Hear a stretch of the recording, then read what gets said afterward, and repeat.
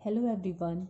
Complex analysis वाले paper में अब अगला टॉपिक हम जो स्टार्ट करने जा रहे हैं वो है कॉम्प्लेक्स इंटीग्रेशन। तो कॉम्प्लेक्स इंटीग्रेशन में सबसे पहले हम एक डेफिनेशन पढ़ेंगे और वो डेफिनेशन है कंटूर की। ये बहुत यूज़फुल वर्ड है कंटूर। कंटूर को डिफ़ाइन करने से पहले हमें कई सारी चीज़ें डिफ़ाइन करनी होंगी या समझनी होंगी। तो हम स्टार्ट करते हैं। A continuous complex valued function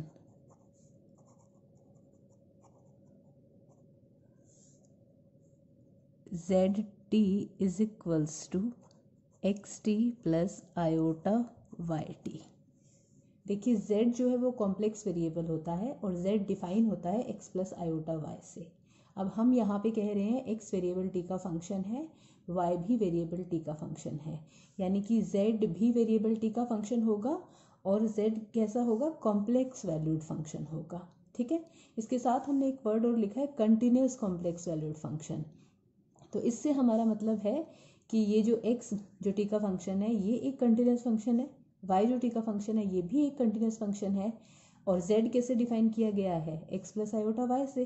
तो z भी कंटिन्यूस फंक्शन होगा t के लिए, t का कंटिन्यूस फंक्शन होगा। तो z एक कॉम्प्लेक्स वैल्यूड फंक्शन है प्लस कंटिन्यूस है। तो एक continuous complex valued function defined on a closed and bounded interval A B. हमने ये continuous complex valued function define कहाँ किया है, एक क्लोज्ड एंड बाउंडेड इंटरवल पे। ये क्लोज्ड इंटरवल हमें क्लियरली दिख रहा है और बाउंडेड भी है, ए इसका लोअर बाउंड, बी इसका अपर बाउंड। तो हमने ये फंक्शन एक क्लोज्ड और बाउंडेड इंटरवल पे डिफाइन किया है। देखो ये टी का फंक्शन है, यानी कि टी जो है वो इस इंटरवल में बिलोंग करेगा। ठीक है, तो एक कंटिन्यूस कॉम्प्लेक्स वैल्यूड फंक्शन जो कि एक क्लोज और बाउंडेड इंटरवल पे डिफाइन किया गया हो उसे कहते हैं आर्क या पाथ। इज कॉल्ड आर्क और पाथ। इसे आर्क या पाथ कहते हैं। यानी कि जब भी आर्क या पाथ आपसे पूछा जाए कि क्या होता है, तो एक कॉम्प्लेक्स वैल्यूड फंक्शन जो कि कंटिन्यूस है और कहाँ पे डिफाइन किया गया है, एक क्लोज्ड और बाउंडेड इंटरवल में, उसे हम आर्क या पाथ कहते हैं। ठीक है, तो ये हो गई आर्क और पाथ की डेफिनेशन। अब देखो ये कोई आर्क या पाथ जो बन रहा है, जैसे सपोज इस तरीके से कोई आर्क या पाथ है, वक्र जिसे हम कहते हैं। अगर इसकी लेंथ फाइनाइट हो, इसकी फाइनाइट लेंथ हो, मतलब इसकी लेंथ निकाली जा सकती हो, इनफाइनाइट नहीं हो इसकी लेंथ, तो उस आर्क या पाथ को रेक्टिफिएबल कहते हैं, चाप कलनीय। तो ऐसा आर्क या पाथ जिसकी लेंथ फाइनाइट है वो कौन सा आर्क बनेगा, रेक्टिफिएबल आर्क। ठीक है, तो ये भी मैं लिख देती हूँ। If length of arc is finite, then arc is a rectifiable arc। अगर इसकी लेंथ फाइनाइट है तो ये रेक्टिफिएबल आर्क होगा, और अगर लेंथ फाइनाइट नहीं है तो रेक्टिफिएबल नहीं होगा आर्क। ठीक है, अब देखो अगर इफ ZA इक्वल है ZB के, मतलब कि जो T हमारा वेरिएबल है ये इस क्लोज्ड इंटरवल ए बी में बिलोंग कर रहा है, तो इसके एंड पॉइंट्स पे अगर Z की वैल्यू सेम आती है, यानी कि कर्व जो है, आर्क जो है वो जहाँ से शुरू हो रहा है वहीं पे ख़त्म हो रहा है, तो हम कहेंगे आर्क जो है या फिर पाथ जो है वो क्लोज्ड है। ठीक है, मतलब कि इंटरवल के एंड पॉइंट्स पर अगर z की वैल्यू सेम है, ZA इक्वल है ZB के, इसका मतलब ये हुआ कि जहाँ से हमारा आर्क शुरू हुआ है वहीं पे आकर के वापस ख़त्म हो गया। ठीक है, तो अगर ZA बराबर है ZB के, देन पाथ इज क्लोज्ड, तो पाथ जो है वो क्लोज्ड होगा। ओके, अब नेक्स्ट जो डेफिनेशन है वो है, ये जो पाथ है या आर्क है, ये सिंपल आर्क या फिर सिंपली कनेक्टेड आर्क या फिर जॉर्डन आर्क कब होता है। ठीक है, तो मैं लिख रही हूँ, an arc is called simple और Jordan arc if ZT1 is not equals to ZT2, T1 T2 belongs to open interval AB। Sorry, ये विजिबल नहीं था, मैं रिपीट करती हूँ। An arc is called simple और जॉर्डन आर्क, किसी arc को सिंपल आर्क या फिर जॉर्डन आर्क कब कहेंगे, इफ ZT1, किसी T की T1 वैल्यू के लिए Z की वैल्यू इक्वल नहीं है ZT2 के, और T1 और T2 कहाँ बिलोंग कर रहे हैं, ओपन इंटरवल ए बी में, यानी कि हम पॉइंट ए और पॉइंट बी की बात नहीं कर रहे हैं। ये हो सकता है ZA इक्वल ZB, ठीक है, लेकिन ए और बी के अलावा T की किसी भी दो वैल्यूज़ के लिए Z की वैल्यू सेम अगर नहीं आती है तो पाथ जो है वो सिंपल या जॉर्डन होगा। ठीक है, मतलब जो हमारा पाथ है वो ऐसे कहीं बीच में इंटरसेक्ट नहीं करता हो, मतलब कि कोई आर्क जो है वो सिंपल आर्क या जॉर्डन आर्क कब होगा, जब वो खुद को क्रॉस ना करे, इस तरीके से खुद को क्रॉस ना करे तो वो सिंपल आर्क या जॉर्डन आर्क होगा। ठीक है, एंड पॉइंट पर अगर हमें जॉर्डन कर्व को क्लोज्ड कहना है तो ZA इक्वल ZB होगा, तो ये अलाउड है क्योंकि जब हम यहाँ पे मेंशन कर रहे हैं T1 T2 belongs to open interval AB। ठीक है, तो आर्क या पाथ जॉर्डन आर्क कब होता है, if ZT1 is not equals to ZT2 और T1 और T2 ओपन इंटरवल में बिलोंग करें, यानी कि कर्व खुद को क्रॉस ना करे, ये सिचुएशन ना हो। ठीक है, ये जॉर्डन आर्क की डेफिनेशन। अब देखो, अगर जब हम डिफाइन कर रहे हैं तो हम कंटिन्यूस आर्क जब लिख रहे हैं तो हम ये तो कह ही रहे हैं ना कि XT और YT कंटिन्यूस है। ठीक है, अब अगर हम ये कह दें कि X' और Y' भी कंटिन्यूस है, यानी कि इनके X और Y के डेरिवेटिव भी एग्जिस्ट करते हैं। ठीक है, तो जो हमारा कर्व Z है ये स्मूथ कर्व या फिर रेगुलर कर्व, रेगुलर आर्क बनेगा। तो किसी आर्क को रेगुलर आर्क या स्मूथ आर्क कब कहेंगे, जब उसको डिफ्रेंशिएट भी किया जा सकता हो, यानी कि XT और YT तो कंटिन्यूस है ही, उसके साथ साथ अगर X' और Y' भी कंटिन्यूस है। ठीक है, तो हम कहेंगे आर्क और आर पाथ इज स्मूथ और रेगुलर। ठीक है, तो हम लिख देते हैं इसे, आर्क और path ZT is equals to XT plus iota YT is smooth और regular if X' and Y' are continuous on closed interval AB।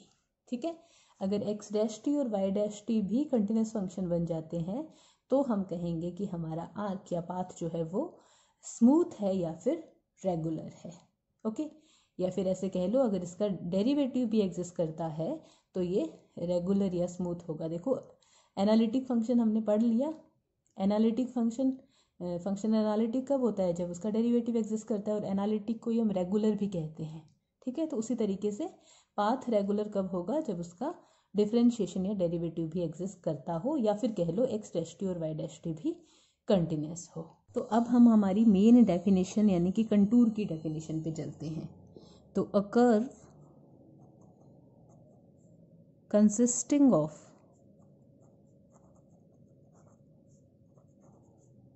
a finite number of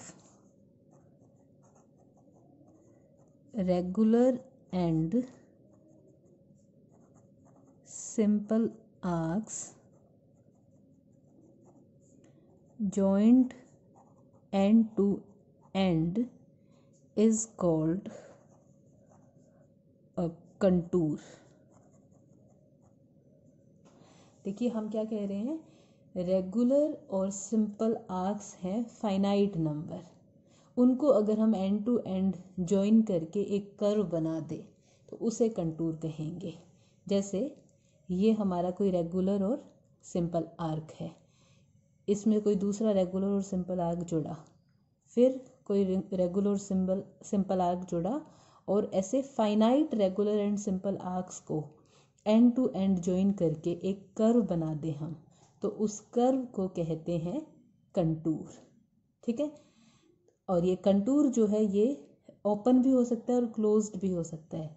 अब देखो अगर हम एक और रेगुलर और जॉर्डन आर्क या सिंपल आर्क जोड़ के इस तरीके से इसको, मतलब जहाँ से शुरू हुआ था वहीं पे ख़त्म कर दें, तो ये क्लोज्ड कंटूर होगा, और ये लाइन बनाने से पहले ये ओपन था.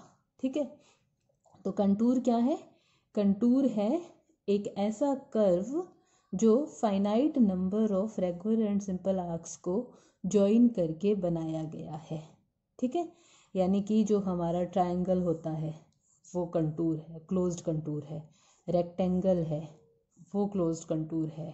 सर्कल है ये क्लोज्ड कंटूर है. ठीक है. तो ये सारे कंटूर के एग्जाम्पल्स हैं. अब हम पढ़ते हैं complex line integration. Let F Z be any continuous function defined on rectifiable arc C. F Z हमने कोई कंटिन्यूस फंक्शन लिया है. देखो एनालिटिक नहीं कहा हमने कहा है एफ जेड कोई कंटिन्यूस फंक्शन है, किसी रेक्टिफिएबल आर्क सी पर डिफाइंड है. सी देखो इस तरह से है, Z T is equals to X T plus iota Y T एक रेक्टिफिएबल आर्क है, और टी जो है वो बिलोंग करता है, हमें पता ही है आर्क के लिए T closed and bounded interval में बिलोंग करता है. ठीक है. तो एफ जेड कोई कंटिन्यूस फंक्शन है इस आर्क पे डिफाइंड. ठीक है. तो देखो इस तरह से मान लो ये हमारा आर्क है सी, ये ए से बी तक. ठीक है. अब हम क्या करेंगे, जो टी हमारा इसमें क्लोज इंटरवल ए बी में बिलोंग करता है, तो हम इस इंटरवल का पार्टीशन लेंगे. देखो पार्टीशन वर्ड से आप बहुत अच्छे से फैमिलियर हो, सेकेंड ईयर में रिमान इंटीग्रेशन में हमने पढ़ा है. ठीक है.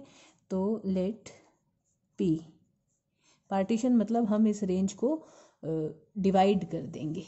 ठीक है. तो हम n पार्ट्स में डिवाइड करते हैं.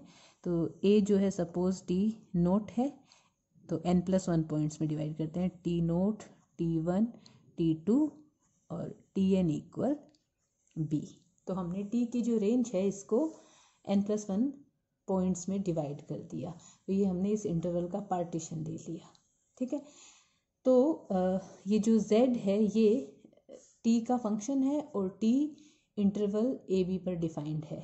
तो इस रेंज में से हम t की जो भी वैल्यू लेंगे उसके करस्पॉन्डिंग z की एक वैल्यू आएगी. ठीक है. तो जब t बराबर t नोट है, सपोज z की वैल्यू z नोट है. जब t बराबर t1 है, सपोज z की वैल्यू z1 है. यानी हम ये कह रहे हैं लेट, अच्छा ये B partition of A B, हमने ए बी का पार्टीशन ले लिया. ठीक है. अब हम कह रहे हैं let Z T I equal Z I. ठीक है. टी की हर वैल्यू के करस्पॉन्डिंग जेड की वैल्यू एग्जिस्ट करेगी. तो ये सपोज हमारा जेड नोट है, ये Z1 है, ये Z2 है, ये Z3 है और ये Zn है. ओके. अब देखो अगर हम एक समीशन लें, समीशन के taking values 1 to n f of xi k Z के माइनस 1, ये समीशन डिफाइन किया है हमने।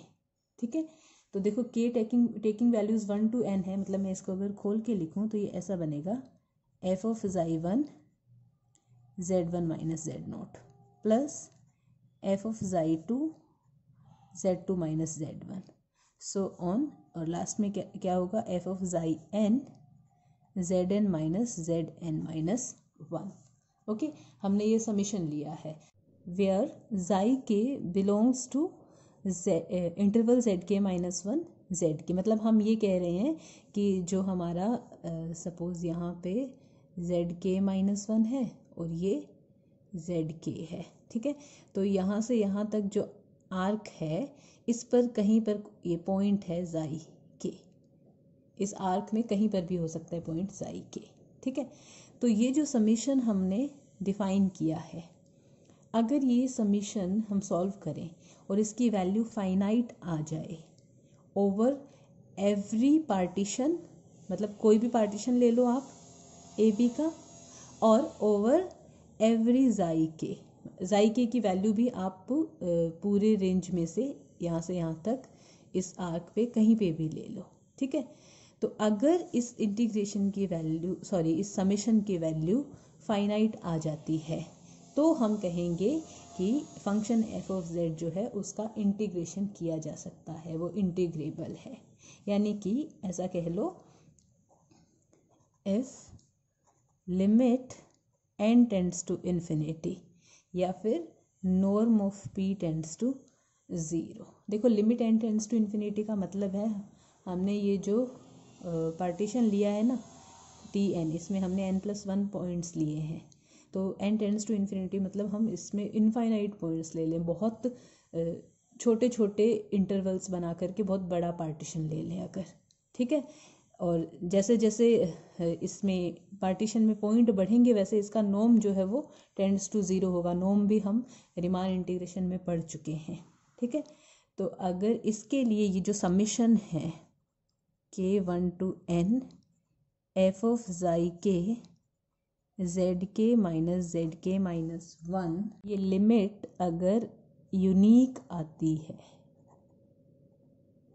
ठीक है, ओवर एवरी पार्टीशन, हर एक पार्टीशन के लिए हम जो भी इंटरवल ए बी का पार्टीशन ले रहे हैं और हर एक xi के पॉइंट के लिए, मतलब यहाँ से यहाँ तक xi के कहीं पर भी ले सकते हो आप।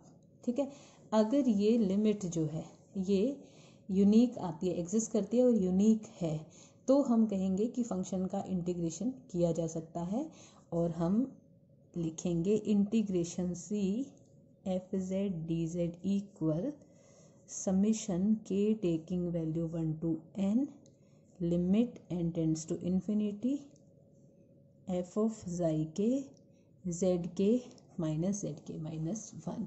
ये इंटीग्रेशन इस तरह से डिफाइन होगा। तो ये है कॉम्प्लेक्स लाइन इंटीग्रेशन। इससे रिलेटेड एग्जांपल्स हम अगले वीडियो में करेंगे। इसमें कोई डाउट हो तो आप मुझसे पूछ सकते हैं। Thank you.